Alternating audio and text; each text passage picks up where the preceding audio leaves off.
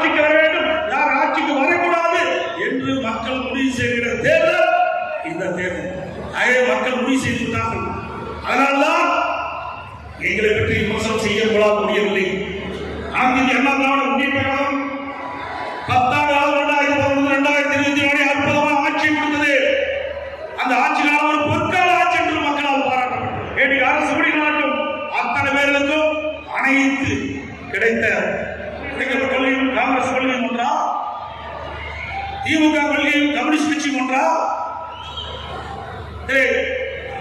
திமுக கொள்கையும் காங்கிரஸ் கொள்கையும் ஒன்றா, திமுக கொள்கையும் கம்யூனிஸ்ட் கட்சியும் ஒன்றா,